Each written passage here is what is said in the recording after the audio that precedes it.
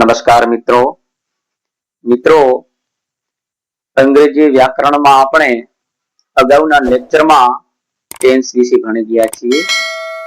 વર્તમાનકાળ, ભૂતકાળ અને ભવિષ્યકાળ તથા તેમના પેટા પ્રકારો એમ કુલ મળીને 12 કાળ વિશે ભણી ગયા છીએ. તો હવે મિત્રો ઇંગ્લિશ ગ્રામરની અંદર આજના લેક્ચરમાં આપણે કંજક્શન્સ વિશે અભ્યાસ કરીશું. કંજક્શન એટલે સંયોજકો. મિત્રો અંગ્રેજી વ્યાકરણમાં કંજક્શન ખૂબ જ મહત્વ હોય છે. કંજક્શન થી વાક્ય અર્થસભર બને છે.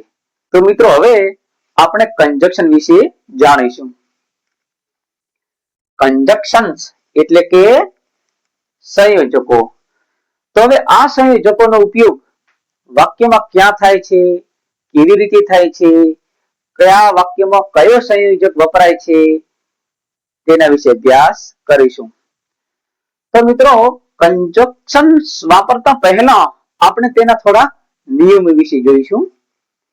નિયમો. પ્રથમ નિયમ છે કે જે શબ્દ બે નાના વાક્યને જોડીને એક સળંગ કે મોટું વાક્ય બનાવે તે શબ્દને સંયોજક કે જોડતો શબ્દ કહે છે. એટલે કે જે શબ્દ બે નાના વાક્યને જોડીને એક સળંગ મોટું વાક્ય બનાવે તો તે શબ્દને સંયોજક કે જોડતો શબ્દ કહે છે. કંજક્ટ એટલે જોડવું.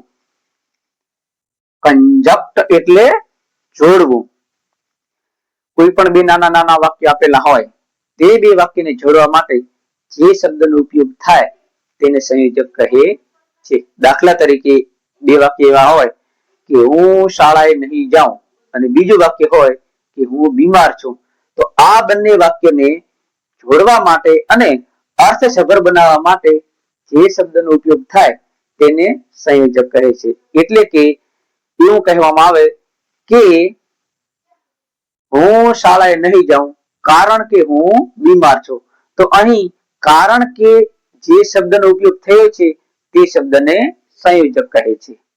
બીજો નિયમ છે કે સંયોજક એ સમય, કારણ, પરિણામ, વિરોધ, સ્થાન, હેતુ કે ક્રિયા વગેરે સૂચવે છે.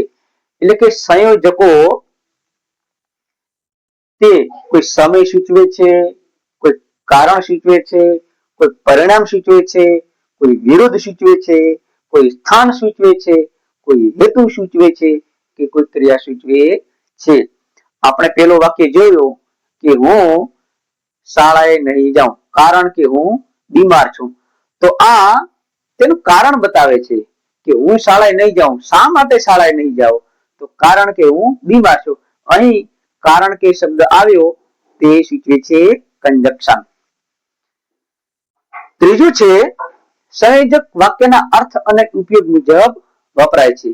સંયોજકો છે તે આપેલ વાક્યના અર્થ અને ઉપયોગ મુજબ વપરાય છે જેથી વાક્ય અર્થસભર બને. ચોથું છે સંયોજક વાપરતા પહેલા આપેલ વાક્યનું ગુજરાતી સમજી લેવું જેથી વાક્ય અર્થપૂર્ણ બને છે.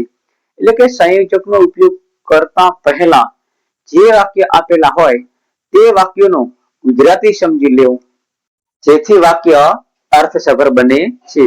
કોઈ પણ બે વાક્ય આપેલા હોય તે બે વાક્યને જોડવા માટે જે આપણે સંયોજકોનો ઉપયોગ કરીએ છીએ તો તેની પહેલા આપેલા વાક્યનું ગુજરાતી સમજવું જરૂરી છે. કારણ કે જો ગુજરાતી સમજીશું તો તેના મુજબ આપણે સંયોજકનો ઉપયોગ કરીશું જેથી વાક્ય અર્થસભર બને છે. ચોથું છે અંગ્રેજીમાં સંયોજક વાક્યની શરૂઆત કે વચમાં વપરાય છે.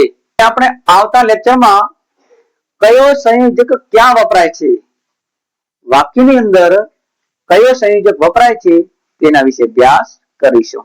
જો મિત્રો તમે અમારી YouTube ચેનલમાં નવા હો તો લાઈક કરો, શેર કરો અને સબસ્ક્રાઇબ કરો અને કોમેન્ટ બોક્સમાં અમને જણાવો જેથી ઇંગ્લિશ ગ્રામરના આવા વિડીયો તમને રોજબરોજ મળતા રહે. આભાર.